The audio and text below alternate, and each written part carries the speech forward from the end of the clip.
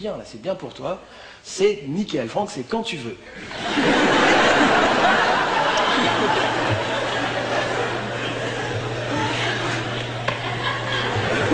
Prends ton temps, Franck. C'est quand tu veux, hein, tu te... Mais il y en a d'autres qui attendent, hein. T'as tous les autres fumiers du stage qui sont là.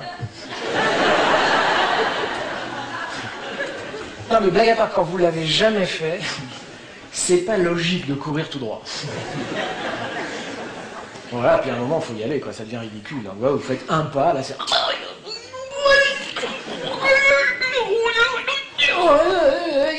Vas-y, avance, avance.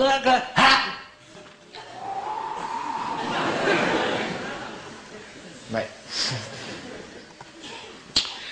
Et donc voilà, donc le vol en aérological, donc vous avez 3 allures, vous avez vitesse max, hein, ça c'est les freins, ça. Quand vous tirez, ça freine. Donc vitesse max, donc c'est les études de mathématiques. Voilà, c'est pour avoir vite un métier qui gagne vite de l'argent, d'accord, etc. Vous avez finesse max, donc c'est aux épaules. Finesse max, c'est ce qui va le plus loin. Ça va moins vite, mais ça va plus loin. Les études littéraires, vous ne gagnerez pas beaucoup d'argent, vous aurez un poste de fonctionnaire tranquille, vous voyez, toute votre vie, enfin, un truc cool, quoi, tout ça. Et ensuite, vous avez taux de chute mini. Taux de chute mini, la voile ralentit jusqu'à environ 20 km/h, d'accord, et donc vous descendez très peu, d'accord. Taux de chute mini, c'est les études G, enfin ce qu'on appelait G dans mon époque, c'est... économique et social, enfin ces trucs-là, d'accord, c'est-à-dire, alors vraiment, vous n'avez pas gagné d'argent du tout, mais enfin, vous aurez un boulot tranquille, enfin voilà, etc. Alors, vous avez le bac pro, mais j'en parle pas, parce que ça, c'est une autre technique, c'est du parachute, c'est plus du parapente.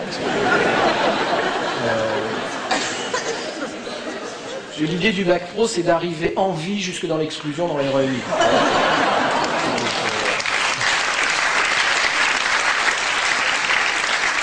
Voilà, donc vous êtes là avec vos 3 allures. Alors, j'ajoute une chose, hein, c'est que là vous êtes à 35 à l'heure, hein, ok, on est d'accord, la voile, vous pouvez même lire, hein, la voile, elle vole.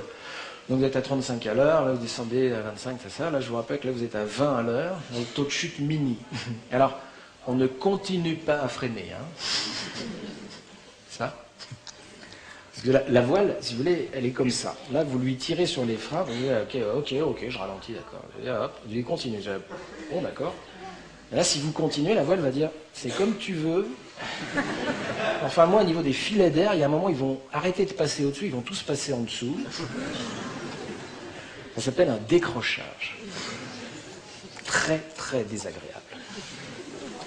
Et à un moment, votre voile va ralentir, puis là, si vous continuez bêtement, par exemple, si vous voulez vous remettre dans votre sellette et que vous oubliez de lâcher les freins, vous voyez, vous faites une grande erreur du débutant.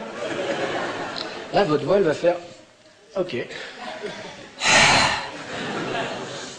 là, vous allez avoir un petit chiffon au-dessus de vous qui fait... Vous allez tomber à 18 mètres secondes, enfin 11 mètres secondes, ça dépend. Et là, c'est très très vicieux, parce qu'il ne faut pas la réouvrir. Comprenez bien que votre voile, elle va faire comme ça, hein, puis là, elle va faire...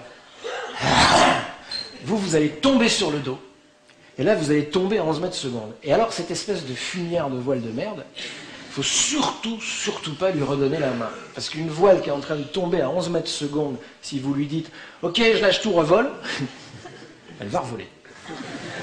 Elle va passer de moins 11 mètres secondes en marche arrière à plus 35 km/h en marche avant, d'accord? Et donc elle va faire comme ça. Je vous le fais au ralenti en Tex Avery.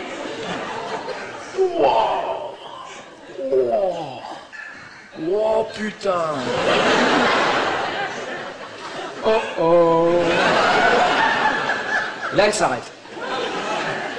On n'arrive pas à faire l'infinity tumbling. Il n'y a que 2-3 mecs en France qui savent le faire. Elle s'arrête en dessous de vous. Là, vous allez tomber dedans. Elle va s'enrouler autour de vous comme un bonbon. Donc, allez sur Internet, vous tapez décrochage parapente, vous allez en voir quelques-uns. Et là, vous avez, alors, si vous avez la chance de voler dans une école où vous êtes équipé d'un parachute de secours, c'est... Tranquille, reste au secours, reste au secours, secours, reste au secours. vous êtes en train de tomber, comme ça. Et là, il faut trouver le secours, arracher le secours, et lancer le secours. Mais où? Si vous êtes enroulé dans un truc, de temps en temps, il y a un petit bout de ciel. Si vous ne lancez pas dans le ciel, le secours va faire tac.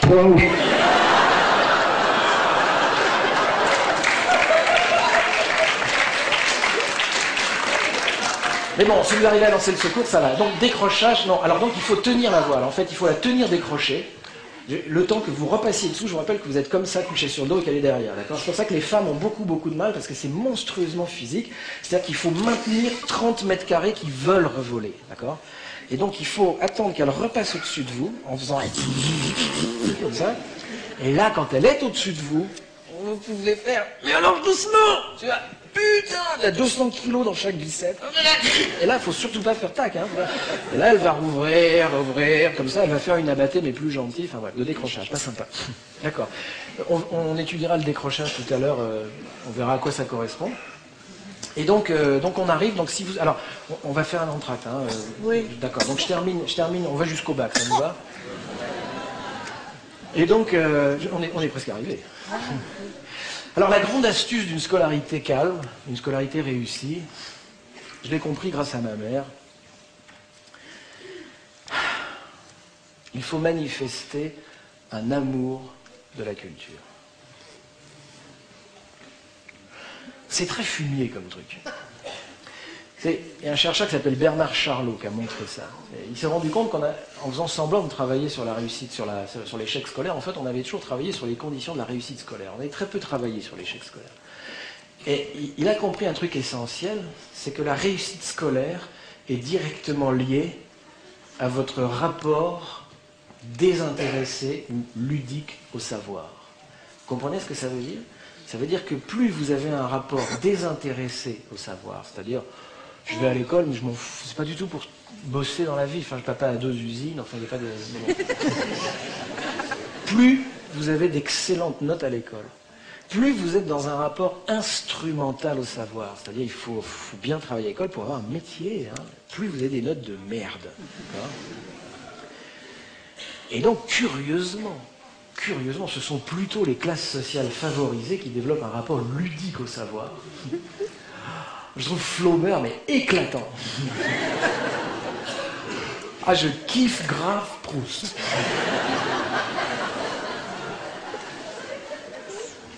J'ai la nouvelle Héloïse Julie, putain, la drague de folie dans ce bouquin, putain, mais c'est... Et donc, voilà.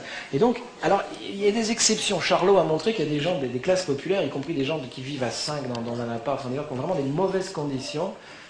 Il se rend compte qu'il y a des gens qui arrivent à développer un rapport ludique au savoir. Et ce sont elles, c'est souvent des femmes, des beurettes, hein, c'est là-dessus que Sarkozy fait toute sa pub, c'est elles qui vont aller à Sciences Po, qui vont justifier l'égalité des chances et les banlieues, vous savez, les jeunes des banlieues qui vont à Sciences Po et tout ça. Ce sont des jeunes qui, pour des raisons qu'on n'arrive pas à comprendre, ont mobilisé un rapport de plaisir à la matière, alors que les autres se font chier grave. Putain... T'as fait ta disserte, ouais, t'as fait combien de pages? Une demi. Et toi? 17, mais j'ai pas fini. Mais alors moi j'ai développé ça. Mais je ne vais pas vous raconter pourquoi, parce qu'après ça serait plutôt à ma psychanalyste que je raconte ça. Mais... En gros j'étais bouclé à la maison, si vous voulez, parce que ma mère se méfiait des voyous du HLM, parce qu'en fait, mon père n'était pas ouvrier, il était comptable. Mais dans le HLM il y avait des ouvriers. Donc lui il se sentait au-dessus. Hein.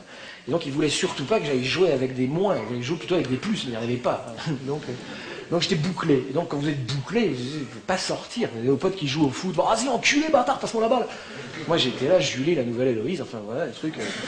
Et donc à force de lire, j'ai fini par rentrer dans le truc, j'ai fini par trouver ça marrant. Et donc tout doucement, je commençais à m'éclater avec Flaubert, Zola, enfin des trucs qui tous les autres se faisaient chier.